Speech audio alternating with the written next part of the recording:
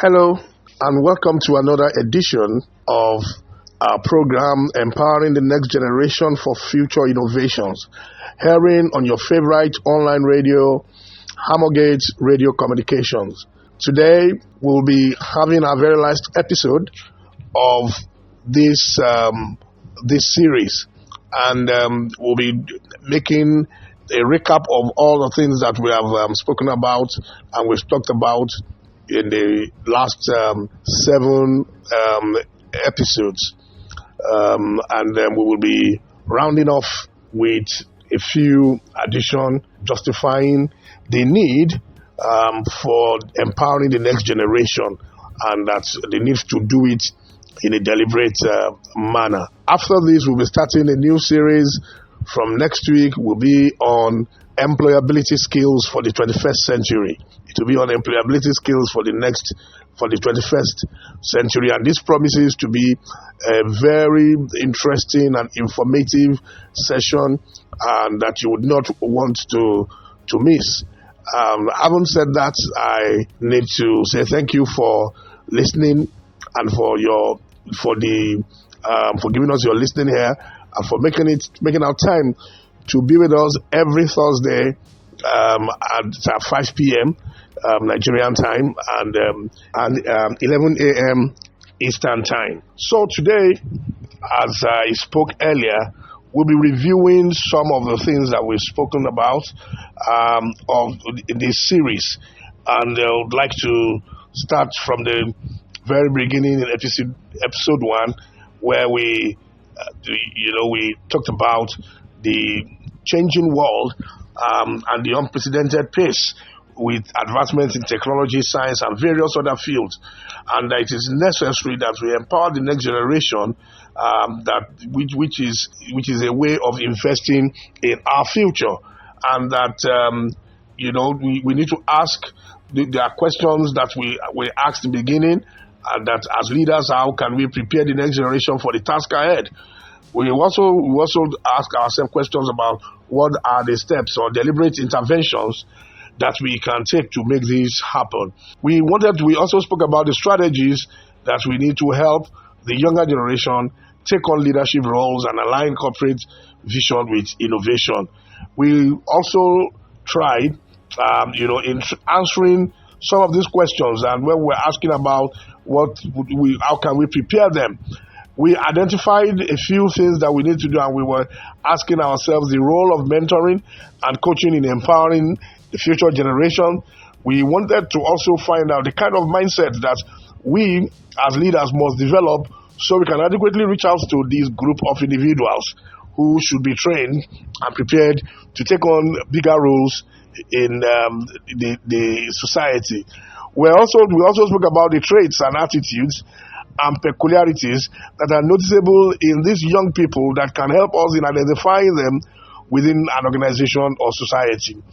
We talked about that before we can empower them, we need to first discover them, and that discovery will lead us to their development, and eventually we can deploy them into the different places that we need them to be, and then as they begin to take up responsibilities from the older generation, and they bring in their innovative ideas to change our world and make it more livable for us. Now we talked about that empowering the next generation is that we are trying to foster a thriving and sustainable future, and these are things that we justifies the support and support the idea of investing and empowering in the younger generation. We spoke about innovation and progress, that there is an understanding that the next generation holds the key to innovation and progress. Therefore, if we empower them, or by the time we take them through the journey, the empowerment and development journey, and then we equip them with the knowledge, the skills and resources, and then we can encourage the development of new ideas, new technologies and solutions that can address current and future challenges. We spoke about economic growth, that a well-educated and empowered youth contributes significantly to economic growth. Of course, if you provide them with quality education and opportunities, we ensure that they enter the workforce equipped with the skills needed for a rapidly evolving global economy. So those are, we spoke about other things like social change and equity, environmental stewardship, global competitiveness, social cohesion, adaptability and resilience, because the future is uncertain, and with constant changes in technology, the society and the environment, now empowering the next generation with adaptability and resilience will enable them to navigate challenges and take on responsibilities, seize the opportunities, ensuring a more resilient and dynamic society.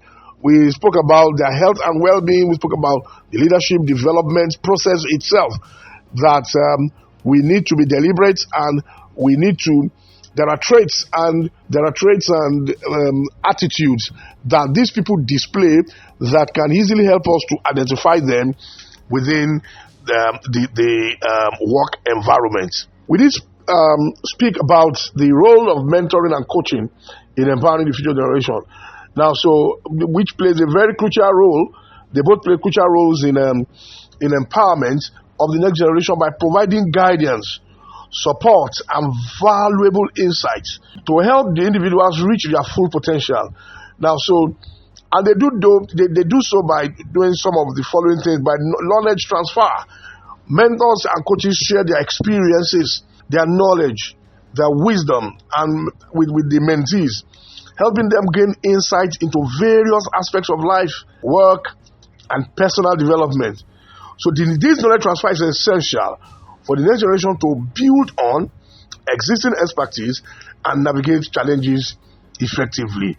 It is this knowledge transfer that forms the basics of innovation.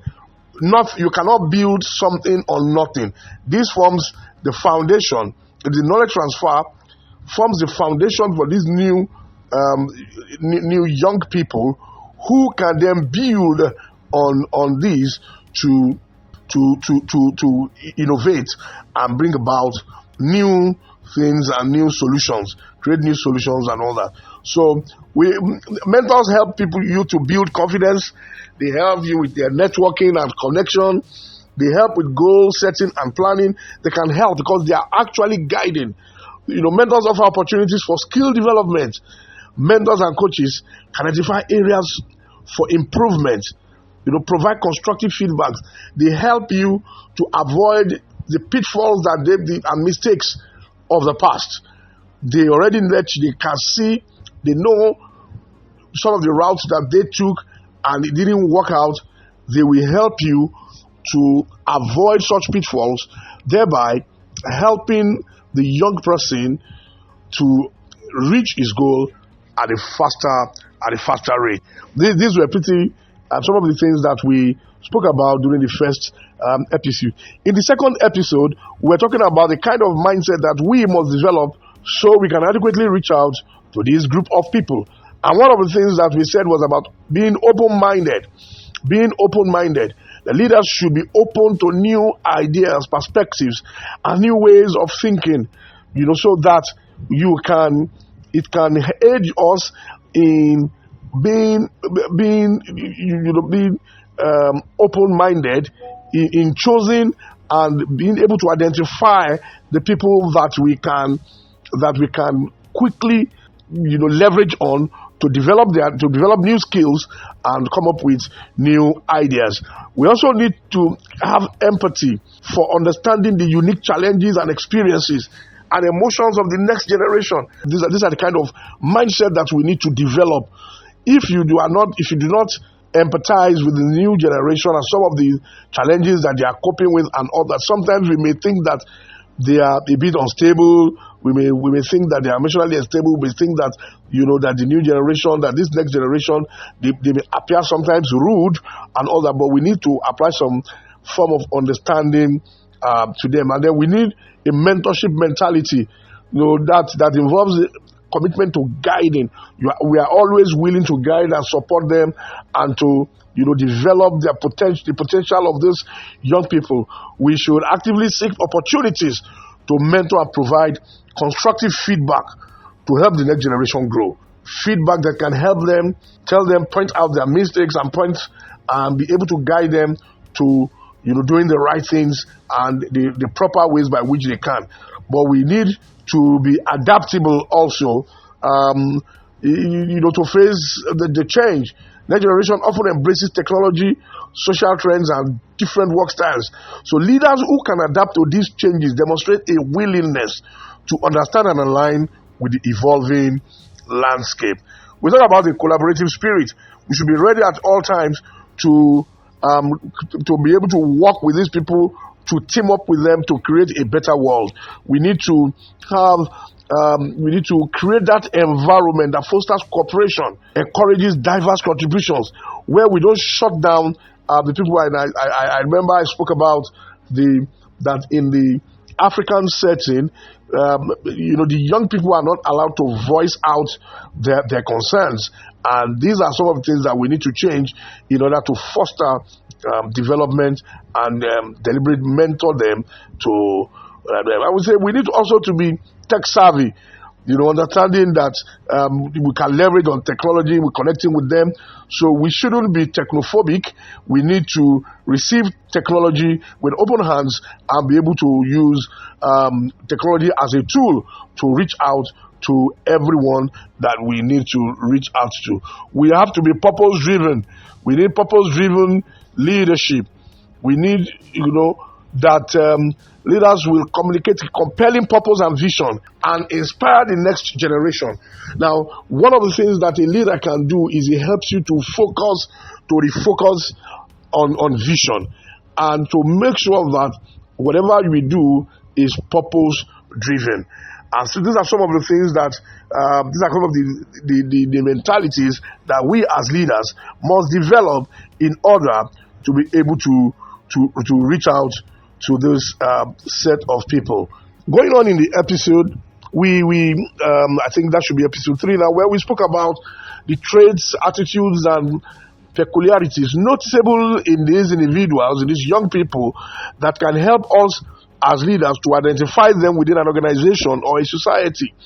I said these young employees with the potential for future leadership involves identifying, to be able to identify them, involves recognizing a combination of traits.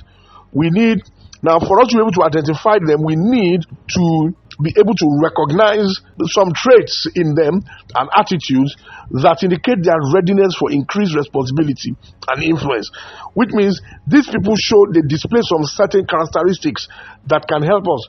And we dealt with about 6 of some of those characteristics, and one of them is what we call proactive initiative. Being proactive, means creating controlling a situation rather than just responding. Proactive is that you are actually envisaged that thing will happen, and you are already preparing. You are already providing solution to it. And initiative means the ability to assess or to start up things independently, without being prompted to do so. When you make use of, when you are able to see opportunities ahead of that, and then you can respond before that. I remember that's where I spoke about the word gumption, which is another word for common sense. And we spoke about proactive and initiative. Proactive initiative means that person is going to be highly resourceful. They take initiative without waiting for instructions, seeks out opportunity to contribute and to take on new responsibility. They also demonstrate a proactive approach to problem solving. They are already thinking about solving the problem even before the problem starts. Now, we're talking about adaptability, that the quality of being able to adjust to new conditions is an advantage and in an actually competitive global economy. So as things begin to change, you will begin to see that these young people who are ready to take on leadership roles, they have the ability to respond flexibly to evolving factors, conditions, and or environments by acquiring new skills. So what they do is they adapt so well to change, and they are comfortable with ambiguity. They show resilience in the face of challenges. They are open to learning and embrace continuous improvement. Now, another thing that we're talking about is about the communication, how they are able to communicate effectively. I spoke about the different types of communication. They communicate clearly and articulately, and they have good presentation skills. They can present their ideas with the use of technology or different packages that can enhance the listenability of people who they are trying to convince. They also collaborate with a lot of people. They have strong collaborative skills also. These people also have what we call innovative thinking. They are innovators. They can think out of the box. Innovation refers to the process of creating new ideas, new products, services, and processes or methods that provide value or drive positive change. That's innovation. And so what we see is that they display creativity and a willingness to think outside the box, think without the box. They generate new ideas and approach to problem solving. They seek opportunity for innovation and improvement. These young people, they are also very, very, they are open to continuous learning. They are open to continuous learning, meaning they have a growth mindset and a commitment to ongoing learning. These are some of and then we know they are strategic thinkers, and these are some of the things that we spoke about, the traits and attitudes that these people display in trying to that can help us to identify them and separate them from the pack. Next, we spoke about transgenerational leadership, a concept that focuses on leadership practices and strategies that are passed down from one generation to another. And we spoke about the importance of transgenerational leadership and how it affects the growth of organizations and their sustainability, how it has made some organizations relevant within the global village, and how some organizations who did not plan appropriately have faded out and gone into oblivion. While we're talking about transgenerational leadership, we spoke about the different things that it does. What it does is that it encourages youth participation and engagement, providing mentorship and guidance. It helps in investing in education and skill development.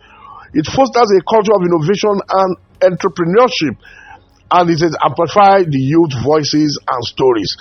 Now, so one of the other things that transgenerational leadership does is that it helps this strategic transfer of the culture, of organizational culture and values and the beliefs of those organizations from one generation to the next.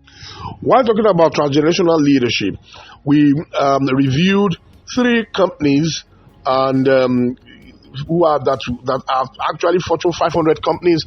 We reviewed 3 of them, and we were able to see the contributions of all the different leaders that came in and how that has helped them to transform into an organization that is still relevant, even though they've been existing for a while.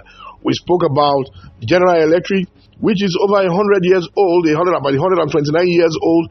We spoke about Walmart, and then we spoke about Microsoft Corporation, and we spoke about each leaders from inception till date and how they were able to affect and bring in new innovations as the old generation passed on leadership to the new generations. Finally, on this episode, we want to review some of the benefits of deliberately empowering the next generation, and one of them is that it promotes the spirit of entrepreneurship. Now, so by the time we're empowering the next generation to innovate, can inspire entrepreneurship and for people to develop the mindset an entrepreneurial mindset, and young people are more likely to pursue their own ventures and contribute to economic growth and job creation. Now, by promoting entrepreneurship, what we are doing is that we are opening up the space within our organization for young people to begin to create new things within that organization, which helps to foster the sustainability of such organizations. We also, by doing that, what we're also doing is that we're fostering problem solving skills. We're encouraging innovation, which teaches young people how to identify problems and develop solutions. The skill is invaluable in both professional and personal settings, as it enables individuals to tackle challenges effectively. People are able to tackle the challenges effectively because they've developed a problem-solving mindset, that every challenge they come in contact with must be solved. They must overcome such problems. Now, it also drives economic growth, because innovation is a key driver in economic growth. Empowering the next generation to innovate means that society can stimulate innovation ecosystems, attract investment, and create new industries, ultimately boosting economic prosperity. It also addresses global changes. Now, many of the world's pressing issues such as climate change, poverty, healthcare disparities, these things require innovative solutions. Now, if we are able to empower the next generation and we tilt them towards innovative, to gather innovative skills and think innovatively, now that equips them with the tools and mindset needed to address these challenges effectively. It helps them to create solutions, innovative solutions, different kind of solutions to tackle these challenges, and which can help us to conquer those challenges earlier than envisaged. Now, so it also encourages collaboration and diversity, because innovation thrives in environments where diverse perspectives and ideas are welcomed. Innovation thrives in an environment, in a place where diverse perspectives and ideas are welcomed. People bring in their different ideas, and when we put those ideas together, it creates an innovative way. It creates a different pathway entirely, which can help us to achieve our aims quickly.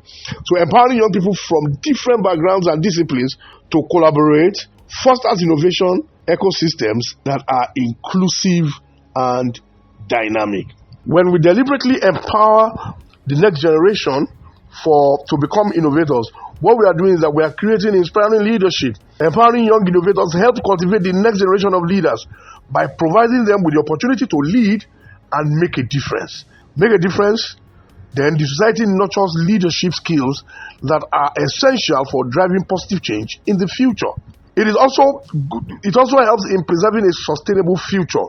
Innovation is crucial for addressing sustainability challenges and preserving the environment for future generations. Of course, we talk about the different challenges that we're having with the environment and all that. So we need innovation for us to be able to create sustainability, so that the society and the environment that we live in is not further destroyed. And by empowering young people to innovate, society can support the development of sustainable technologies and practices that safeguard the planet. Now, looking at all these things that we've spoken about, we can see that it is clear that every organization must deliberately invest in the development of its young people so that they can take on new challenges in the future. Every organization must create a system that continuously throws up new leaders, and they must create a process of mentoring and guidance that can help them guide the new leaders and help them, and through that process they can pass on the organizational culture, the values, the deep values, the core values of that organization, the beliefs, and help the younger people to do better, create new products, new services, as we see in the three organizations that we previewed during the transgenerational leadership. Transgenerational leadership is something that we must deliberately do. Like I did say during one of the sessions, that some of the best organizations in the world have what we call homegrown leadership. They have homegrown leadership. They've invested in succession planning, and they were able to groom their talents. They have a talent pool that they are able to groom, and every time new talents are thrown up, and people who are already within the system can grow within that system and eventually become one of the leaders of such organizations. What it does is that it helps organizations to retain their best brains, and attract the best brains also. Because every organization that people know that they can grow and they have the opportunities to create new, to be innovative, and to be able to use their initiative, attract the kind of people who will be able to bring out, to use innovative ideas to create new pathways. Ladies and gentlemen, I want to say thank you to you for listening all this while. Like I said, this is the very last episode in this series that we started about 8 weeks ago. This is the 8th week now, and we want to say thank you for standing by us. From next week, we'll be starting a new series, which is on employability skills for the 21st century. These will talk about the different skills that can help the young people get their dream jobs, and how they can cultivate these skills, and how the importance of such skills within the current global village. So for feedback and questions, you can send us a mail on contact@thearmorgate.org, or you can reach us to us on our WhatsApp number +234 810 999 6666. That's +234 810 999 6666. To listen to previous episodes, check our show reel on MixLR-Armorgate. I also want to invite you to join us on our social media handles, LinkedIn, Instagram, and Facebook, all at Armorgate. I want to leave you with this Japanese quote I've quoted earlier, which says, "Yoi kangai, yoi shinai," meaning good thinking, good product. Thoughtful investment in both organizational and personal growth yields numerous advantages. By prioritizing growth and development, individuals and organizations can unlock their full potential and achieve sustainable success. This program airs every Thursday, 5 p.m. West African time and 11 a.m. Eastern time. Join us same time next week. From me, it's goodbye, and enjoy the rest of your week.